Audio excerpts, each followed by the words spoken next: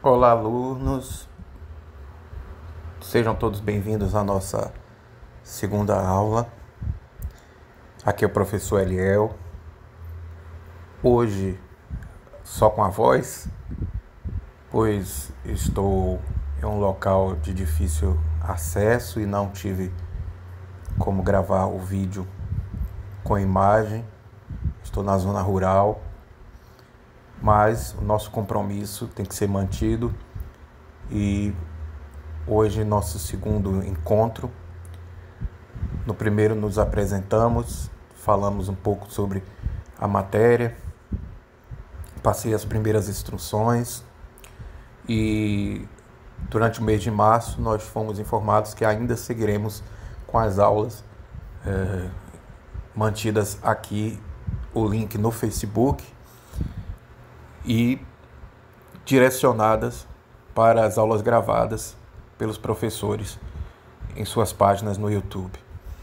Bom, acredito que no mês de abril vocês já estarão todos com as senhas em mãos, né? Todos com as suas senhas e, portanto, não estarão mais aqui no Facebook, mas, consequentemente, com as aulas ao vivo através do Meet, com as suas senhas oficiais, né? Então, dito isso, vamos começar a nossa segunda aula. Nós hoje vamos falar sobre a necessidade, né, de se trabalhar em sala de aula com o teatro e qual a função do teatro na escola. Muitos alunos ainda em dúvida, alguns alunos que entraram em contato comigo perguntaram: professor, mas como será a nossa aula, já que estamos no trabalho remoto e o teatro ele tem como essência começar na teoria, mas ser colocado em prática, né? Então eu hoje queria dizer para vocês que as nossas aulas, mesmo no remoto, elas irão promover sim atividades práticas, utilizando também a ferramenta das gravações, principalmente do uso do celular, para que a gente possa fazer em forma de vídeo as nossas apresentações, o resultado final dos nossos trabalhos escolares. Então, o primeiro passo do nosso caminho de aprendizado é falar sobre o teatro na escola, e por isso eu escolhi esses curtos textos aqui para que a gente possa falar e tratar sobre esse tema. Afinal, por que estudar teatro no 8º ano na escola e também na EJA, né? Na EJA falarei um pouco sobre as artes visuais também, mas vamos focar aqui inicialmente no teatro na escola. Desse pequeno texto aqui da professora Eliane Gauss, para que a gente faça a introdução no nosso assunto. Diz a professora aqui: a cultura ocupa um espaço central na vida dos jovens, tanto pela fruição de bens culturais, quanto pela produção de cultura. O que a professora quis dizer nesse início, dessa frase? Ela quis dizer que todo mundo, e principalmente os jovens, consomem e produzem cultura, produzem arte o tempo todo. Muitas vezes de forma inconsciente. Mas a arte faz parte do dia a dia de todos vocês. Quando vocês escutam uma música, a arte está fazendo parte do seu dia.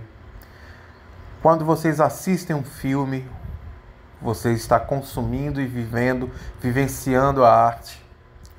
Quando vocês assistem uma apresentação de um teatro de rua, teatro de fantoches, você está consumindo e vivenciando a arte. A dança também é uma forma de se vivenciar a arte. Só que vocês fazem isso de forma muito inconsciente e, portanto, sem nenhuma visão de criação, de produção mais elaborada.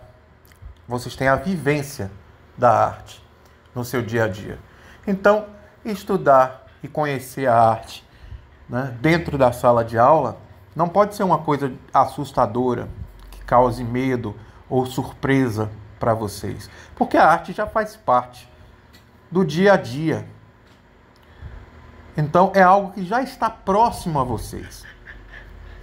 Principalmente hoje em dia, que os alunos não têm mais tanta, entre aspas, né, dificuldade e vergonha para poder gravar, por exemplo, vídeos para o TikTok. Eu tenho muitos alunos que dizem: ah, professor, eu gravo vídeos para o TikTok, faço cenas, né, crio histórias, faço vídeos curtos. Eu digo: ótimo, porque nós faremos também isso na sala de aula. Aí quando vai para a sala de aula, parece que aquilo ganha uma outra dimensão, um susto, um medo. Ah, professor, mas as pessoas vão me ver, as pessoas vão me olhar, as pessoas vão me julgar. Eu digo: olha, quando você posta um vídeo dançando no TikTok, as pessoas estão vendo, as pessoas estão analisando e, entre aspas, também julgando. Então não deveria ser algo que assuste, mas que ajuda ao seu crescimento na sua produção, na sua vivência. Então quando você fala em fazer na sala de aula, parece que quando criam a ideia de formalidade, de que agora vai ser, entre aspas, uma obrigação, isso embute um medo, um receio, que vocês, no dia a dia, ao fazer e consumir arte, vocês não têm. Mas quando a gente fala em trazer isso para a sala de aula, cria-se um certo medo, um receio, que a gente vai tentar quebrar. E é isso que fala aqui, né, o início do texto que eu escolhi para a gente trabalhar na nossa aula. Veja, a professora segue: a oficina de teatro proporciona ao jovem que se conheça, se identifique em si mesmo e nos personagens que estuda. Então, quando a gente leva o teatro e as apresentações em geral para a escola, a ideia, como eu falei na aula anterior, na aula inaugural, não é criar e formar atores, diretores. Esse é um segundo momento que talvez um de vocês se identifique, como algum aluno vai se identificar mais com a matemática, como algum aluno vai se identificar mais com a ciência. Mas a função inicial não é formar esse profissional. Quando a gente traz a aula de artes, a aula de teatro para a escola, a função inicial é que vocês utilizem a arte para se conhecer o outro que está ali à sua frente e que muitas vezes passa despercebido no dia a dia. Mas através das apresentações, da vivência de personagens, da vivência de histórias que fazem parte do nosso entorno, a gente começa a desenvolver um olhar para aquele espaço, para aquelas pessoas, para aquela região que a gente não tinha antes percebido e visto. A arte tem esse poder de, através dela, através de um olhar crítico, você conseguir ampliar o seu horizonte de conhecimento, de pensamento. E é essa a nossa ideia ao trazer o teatro para a sala de aula. Para que vocês possam se conhecer, conhecer o outro, se identificar e dialogar com o mundo à sua volta. E aí ela segue, bem como conhecer a cultura midiática e na cultura formal, seu próprio comportamento enquanto cidadão, enquanto ser humano que é formado pelo mundo que o cerca. É exatamente o que eu acabei de explicar. Às vezes a gente tem o contato tão claro e tão nítido com a cultura midiática, ou seja, com a mídia de massa, né, com os aplicativos que fazem edição de vídeo, né, por exemplo, para um aniversário, né, quando você quer comemorar o Dia das Mães, você faz aquele vídeo editado com um aplicativo, né, e posta nas redes sociais. E a gente faz isso com tanta tranquilidade, com tanta fluidez e naturalidade. E quando a gente pede na sala de aula para vocês usarem esses mesmos aplicativos para, por exemplo, editar uma cena, fazer uma apresentação, filmar uma apresentação, com o uso, né, dessas mídias atualmente, vocês já têm mais facilidade para poder interagir com elas em sala de aula. E aqui a gente vê né, na imagem, um grupo de alunos em um palco fazendo uma apresentação. É um exemplo do que nós, certamente, quando estivermos no presencial, iremos vivenciar o contato com o outro, né? O teatro é uma arte de complementação, em que mesmo quando você está só no palco fazendo, por exemplo, um monólogo, que é uma apresentação com uma única pessoa, um ator ou atriz, declarando um texto ou vivenciando vários personagens, mesmo quando se está só no palco, você não faz isso sozinho, porque o teatro envolve várias outras camadas de participação, de várias outras pessoas trabalhando ao mesmo tempo para que aquele espetáculo aconteça, mesmo quando você tem apenas uma única pessoa no palco. Mas isso nós estudaremos um pouco mais à frente. Vamos falar agora dos objetivos do teatro na escola. O texto traz: contribuir para o desenvolvimento do equilíbrio emocional, do pensamento crítico, do corpo e da mente, através de jogos teatrais e técnicas, tendo como resultado apresentações com temas educativos e com textos literários que colaborem para o desenvolvimento artístico dos participantes. Veja, o texto está o tempo todo trazendo a mesma informação. O que é que a gente vai fazer em sala de aula? A gente vai trabalhar com os temas que fazem parte do cotidiano da gente. Por exemplo, como falar de bullying na escola, como falar de preconceito social, racial, como trazer, por exemplo, a questão da mulher para a sala de aula, sobre o machismo, o sexismo. Nós podemos, em algumas outras aulas, trabalhar de forma a ler um livro sobre, né, a história das raças, da construção do pensamento, das diferenças raciais. Em uma outra aula a gente pode ver, né, que o aluno vai produzir um cartaz sobre isso, sobre esse tema. E a aula de teatro a gente vai vivenciar esse tema através das emoções. O teatro é a arte das emoções, da vivência através da emoção. Quando você cria uma história, uma peça e faz parte dela, interpreta aquele personagem, você está vivenciando a emoção daquele personagem, que pode ser diferente ou igual a alguma emoção que você já vivenciou ou vivencia. E ao fazer isso, você se descobre através daquele mundo. Você descobre outras formas de viver e de pensar que até então você não associava, o que não sabia, o que não tinha trazido para tão perto de você. Outras vezes a gente consegue, através do teatro, né, vivenciar situações que até fazem parte do nosso dia a dia, mas que por algum motivo a gente tem dificuldade de falar, de se expressar através de nós mesmos, mas que através de um personagem a gente consegue dizer coisas que no dia a dia a gente talvez não dissesse. Vivenciar situações que no dia a dia a gente até repudia, mas que através daquela peça a gente vai poder mostrar como exemplo de como deve ser mudado o pensamento dentro de uma sociedade. E aqui, por fim, os tópicos dos quais, né, a gente vai sempre bater e trabalhar nas nossas aulas. Ponto inicial é promover a interação, a integração e a cooperação do trabalho em grupo.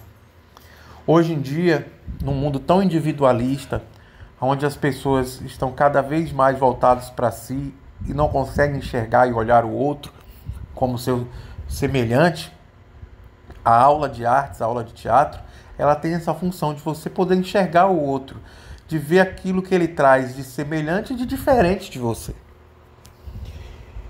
E poder transformar isso em algo que faça parte também do seu dia a dia, da sua vivência, da sua experiência de vida. Então, a função da nossa aula Não será nunca que vocês... Ô professor, eu não sei, eu não consigo decorar um texto. A gente vai buscar isso, mas não vai ser essa a função principal. Claro que se a gente dominar o texto que a gente vai falar de um personagem, a gente vai fazer isso através do uso de uma técnica. Mas o papel principal não é que vocês se tornem, né, grandes atores e atrizes, é quebrar a dificuldade que muitas vezes nós temos de vivenciar experiências e através do outro, de tocar no outro, de ouvir a voz do colega, de perceber que o colega está ali à sua frente, que muitas vezes a gente vê, mas não percebe. O segundo ponto é analisar o mundo de forma crítica, usando da empatia, os modismos, danças, novelas, artes, etc., para formar cidadãos. Quando a gente traz, por exemplo, a ideia de trabalhar o bullying em sala de aula e fazer uma peça, uma apresentação que trate sobre, por exemplo, o bullying dentro da escola, uma menina ou um menino que começa a sofrer um preconceito porque ele tem uma determinada característica que as pessoas começam a ridicularizar, e a gente poder fazer isso através de uma peça, de uma cena, de um vídeo, nós estamos mostrando para a sociedade o quão importante é trazer para a sala de aula esses temas, trabalhar para que a sociedade possa evoluir, para que a gente possa evoluir como pessoa, para que a gente possa enxergar sempre no outro algo que a gente possa aprender. E aí é que entra o teatro. Porque através das cenas, através das peças, dos vídeos, nós iremos passar essa informação adiante de uma forma lúdica, divertida, que possa chegar no outro com um recurso que ele já conhece, que ele já usa. Veja quantas vezes a gente vê e se identifica com personagens de uma novela, numa cena de um filme. Então é isso que nós iremos fazer, construir. Saber ouvir e falar como formas de expressão de sentimentos e opiniões, lógicas ou não. É o que eu estava falando anteriormente sobre a gente às vezes vê o outro, mas não percebe o outro à nossa frente. Muitas vezes a gente, na ânsia de falar, a gente esquece de ouvir. De ouvir o que a outra pessoa está falando. O tom de voz, a intenção, como aquela fala, aquele gesto estão juntos, casados. Ouvir o outro através do corpo, porque o corpo da gente fala. Um exemplo que eu sempre dou em sala de aula é quando o adolescente começa a paquerar. Quando a gente está paquerando, a gente emite sinais com o corpo da gente. E aqueles sinais estão dialogando com outro corpo, com outra pessoa. Sem a gente precisar, às vezes, dizer nada. E ao usar gestos, sinais, nós estamos usando, sim, técnicas que a gente só está ali de forma subconsciente, sem ter, né, a noção de que a gente está utilizando, mas nós estamos trabalhando o nosso corpo para o olhar do outro. E o teatro ajuda a gente a ter consciência disso. E, por último, conhecer a história do teatro, os autores brasileiros e outros. É a parte teórica do nosso curso. Saber como surgiu o teatro. Qual foi a primeira civilização, né, a criar um espaço para desenvolvimento das peças. Os gêneros que foram criados e trabalhados, os mais conhecidos. Porque ao estudar aquilo que foi criado, construído antes de nós, nos ajuda a ter referências para fazer as coisas do presente e projetar o futuro. Quando nós estudamos história, é justamente para poder, através do passado, nós podermos entender o que está acontecendo com a gente hoje. Então nós iremos fazer o estudo, sim, e é a parte teórica, que para mim é de suma importância, para que a gente possa chegar na prática, ainda mais nesse momento onde estamos nas aulas, né, virtuais. E para começar, eu vou pedir a vocês que respondam um questionário, que é um questionário sobre o teatro, sobre a arte em geral, para que eu tenha uma devolutiva de vocês e saber o que vocês pensam, o que vocês acham, o que vocês querem para as nossas aulas. E também porque a partir desse questionário nós iremos já na aula seguinte, né, entrar no teatro grego, o surgimento do teatro. Então eu quero saber de onde vocês estão, e para onde a gente pode, como a gente pode começar, né? A parte teórica. Então eu vou pedir nessa aula para que vocês respondam um questionário. Eu vou colocar o link do questionário para que vocês possam responder. E já na próxima aula eu não vou esperar mais ninguém entregar. Vocês vão ter um prazo aí justamente de 1 semana para poder me entregar. Responder através do Google Forms, que é o link que eu vou colocar, para que ali eu possa ter as respostas de vocês. Com turma, tudo direitinho. Porque já na próxima aula nós já entraremos em uma outra atividade. Então, vocês vão ter esse prazo de até 1 semana para a realização. Ok? Eu espero que tenha ficado, né, os nossos pontos, os nossos temas, todos explicados na aula de hoje. A partir da próxima aula eu já estarei com um espaço adequado para que vocês possam ter o vídeo. E eu creio que ao final agora de março nós já estaremos com todo mundo com as senhas para que abril vocês tenham as aulas comigo ao vivo, né? E aí vai ficar muito mais dinâmico, com certeza, para que a gente possa executar. Ok? Espero que assinem a lista de presença, coloquem a turma, nome completo e turma, né, dessa aula. E no caso de qualquer dúvida, entre em contato comigo. Eu vou colocar o meu WhatsApp profissional, ok? Para que vocês possam entrar em contato, só para assuntos de escola.